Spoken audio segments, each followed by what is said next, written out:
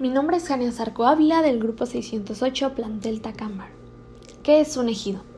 El ejido es un tipo de tierras en la legislación mexicana asociada principalmente a la reforma agraria revolucionaria que proyectó la Ley Agraria de 1915 como un terreno colectivo, indiviso y sin posibilidad de venderse o heredarse. A lo largo del siglo XX, su legislación sufrió diversos cambios, de acuerdo con los proyectos económicos de los gobiernos en turno.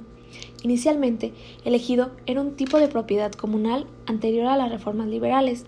El ejido era el campo de un pueblo, colindante con él, que no se labra y donde suelen reunirse los ganados o establecerse las eras. En México, aún existen los ejidos como propiedad de uso rural y de uso colectivo, aunque en algunos casos es considerada equivocadamente como propiedad del Estado o municipio.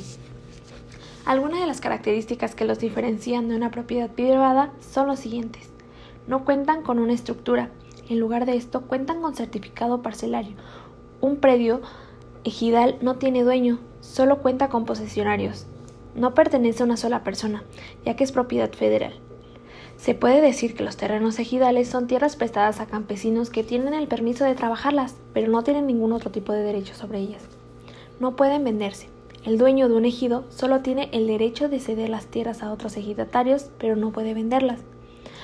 Para ser propietario de un terreno ejidal es necesario ser ejidatario, ya sea como campesino de profesión o como avecindado de la zona en donde se piensa adquirir el terreno.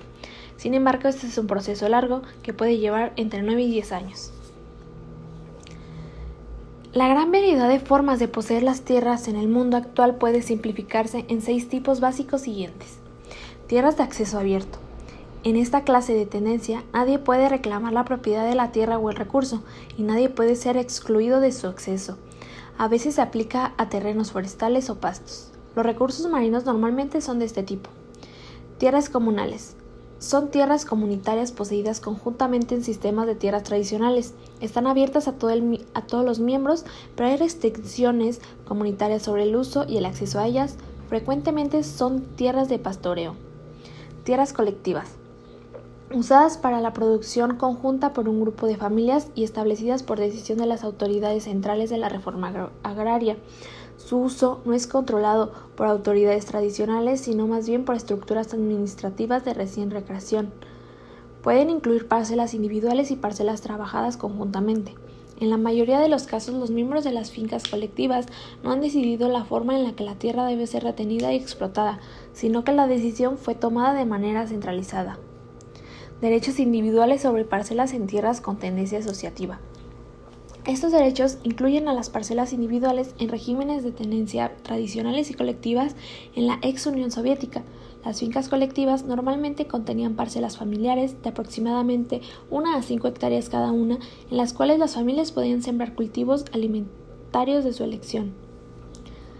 Derechos privados sobre la tierra. Estos derechos incluyen la propiedad con diversos grados de restricción y otros derechos de usufructo de un contexto de mercado, tales como el arrendamiento y la parcería. También pueden ser subordinados temporal y parcialmente a decisiones de grupos de cooperación voluntaria en ciertas tareas del cultivo o en la obtención de servicios para la finca. La propiedad trae consigo el derecho de disponer de la tierra en conformidad con los deseos del propietario. Venta, arrendamiento, herencia y cargas contingentales tales como las hipotecas. Tierras estatales. En este caso, los derechos a la propiedad están asignadas a una institución del sector público, local o nacional. Historia del ejido. En el último tercio del siglo XIX se desamortizaron los bienes comunales, particularmente las de los pueblos indígenas, y favorecieron la concentración de las tierras en pocas manos.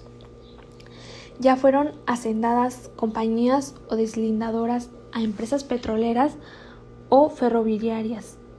La concentración de la tierra en pocas manos tuvo distintos matices en México, pero la Ley Agraria de 1915 abolió dicho sistema bajo una reforma agraria que no se consolidó sino hasta la presidencia de Lázaro Cárdenas en 1934. Los gobiernos emanados de la Revolución Mexicana retomaron el nombre de ejido para el nuevo sistema de tenencia de la tierra. El propósito inicial de la reforma agraria a través del sistema de ejidos fue el de restablecer la propiedad de quienes habían sido despojados de sus tierras durante la desamortización civil. Aunque el repartimiento se extendió posteriormente a los campesinos sin tierras, dicho reparto se dio a través de ejidos que poseían personalidad jurídica y representación propia frente a las autoridades municipales, estatales y federales, sin posibilidad de ser vendidas o heredadas. Estaba formada por comunidades rurales concentradas en un asentamiento principal, cuya producción agrícola, ganadera o forestal tenía propósitos económicos, pero también una parte para el autoconsumo. Cabe mencionar que en diversos estados como Veracruz, Michoacán y Veracruz, en la década de 1920, la formación de ejidos estaba vinculada a movimientos agrarios y políticos regionales que trataban de imitar las granjas colectivas soviéticas. Ventajas y desventajas de un terreno ejidal. En realidad no existe ninguna ventaja que favorezca la compra de un ejido. Si no se han concebido los derechos como solar, es ilegal vender una propiedad federal. Considera también que al comprar un ejido estarás expuesta a fraudes. En algunos casos, quienes venden ni siquiera son ejidatarios y como no existe documentación oficial que avale la propiedad, tú y otros más pueden ser dueños del mismo espacio. Además, en casos de realizar la compra, los órganos judiciales están en su derecho de despojarte y perderás tu inversión, el terreno, el inmueble que hayas construido. No tener la escritura correspondiente que ampare el derecho de una propiedad es de gran riesgo que te sugerimos evitar. Es vital que conozcas las medidas para garantizar la seguridad jurídica de tu terreno.